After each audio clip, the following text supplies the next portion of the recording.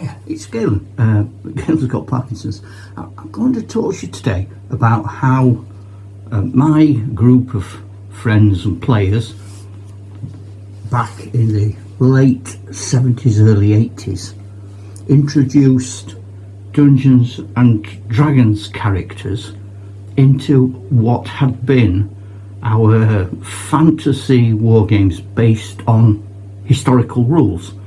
Now the next stage for us is to take the square on the map and turn it into the battlefield. But here's the point. How do you get your role-playing characters into this scenario where the armies are still going to be fighting in blocks? And if you're interested, I am going to fight this battle. This is my dwarf player character. In the early 80s, we always bought player characters that looked like they were equipped for an adventure. That was part of what the aesthetic of the game was. So this is Throg Gormangor. And I created his character. I was looking back through his sheets because I keep all the sheets even as I replace them. His actual character was created in June 1982. So now this has moved across the battlefield. We've got a group of great goblins here being attacked by dwarfs there, and I put my player character with that unit. So he's going to act independently, but he's going to be part of that unit. And the way it works is, if we went for initiative, let's say the black dice are the goblins. So the black dice has got initiative. They've got a 5, they've got a 4.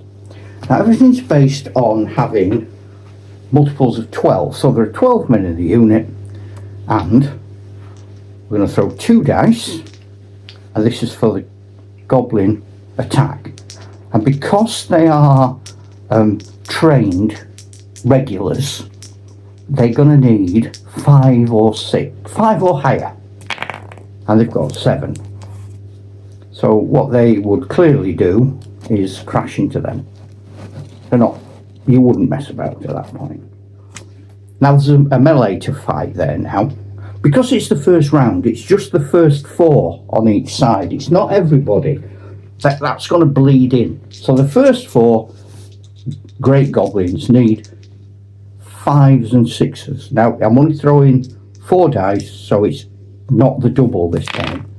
And I've got 1 5 there. The dwarfs defend on 5s. I need to find out if the character that's been hit is my dwarf. And so first of all, I'm going to throw a dice for each of the dwarfs that it might be, plus a green dice for my hero.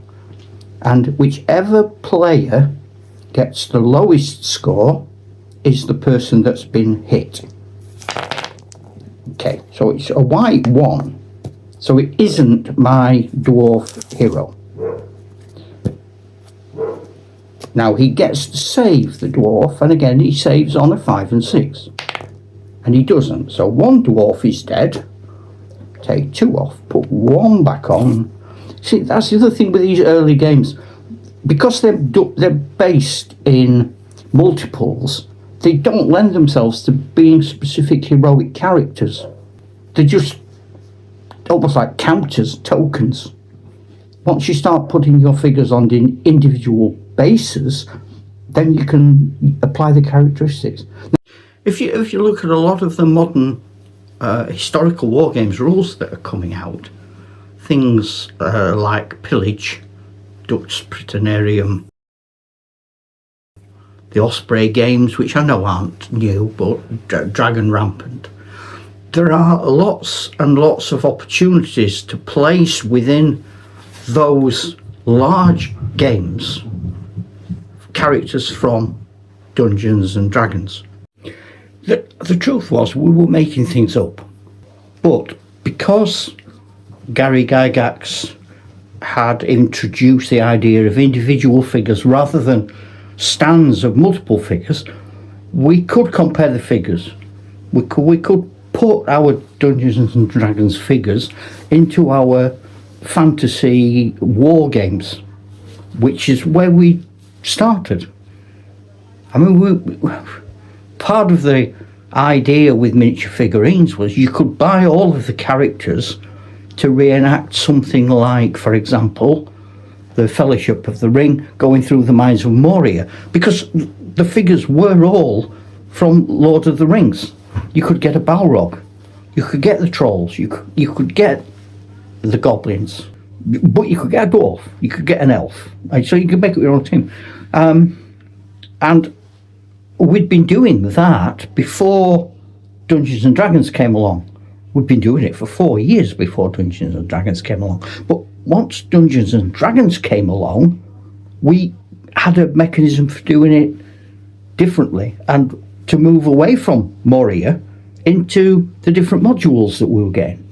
Now, today, there are so many games today that people would consider to be historical games that perfectly allow the use of a fantasy character that could be from Dungeons and Dragons into their game. And there are some that are on the edge of historical gaming.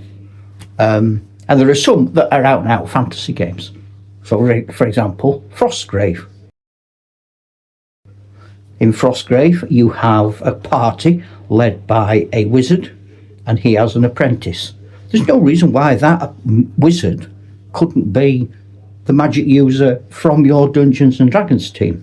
The idea of Frostgrave is it's an ice sheet has moved, revealing an old elven city, and adventurers are arriving to loot this previously unknown elven city. Very easy to put that into a dungeon. Donnybrook, made by an Irish company, and Donnybrook's fantastic because one of the things they have there, you have teams of about 8, and the top team, the most important team, is what they call your inner circle. The inner circle could be something like Robin Hood's Merry Men. So your hero would be Robin Hood, and then you can have your cleric, Friar Tuck. Donnybrook's inner circle is your Dungeons and Dragons team. To summarise, number 1, we played historical games. Number 2, we bought fantasy figures to create regiments and wargame battles from fantasy. Battle of the Five Armies, for example. Then we began to realise that our fantasy characters from our dungeons could, if we had a cohesive world, start to operate in it. I've got a halfling thief assassin who works for the spy master in the court of Jural. But because all of my activities, wargaming, my fantasy games, my Dungeons and Dragons games, all take place in my world of Jural, they can all slot together. You might not be doing that. You might be doing something completely different. I'm only ever going to tell you on here what I do or what I did. I am not an expert. I'm old. That's not the same thing, okay? What you do is what you do, and what you do is fantastic. That's going to be my motto over and over and over again. Do not be persuaded by me. Tell me what you're doing. Fantastic. Don't ever think, I'm doing it wrong because I'm not doing what Galen does. No, to be honest, if you're not doing what I do, you are probably in a far better position than you think you are. I would be really wary if you listen to anything I say and think, oh, I agree with that. Ta-da, Chuck.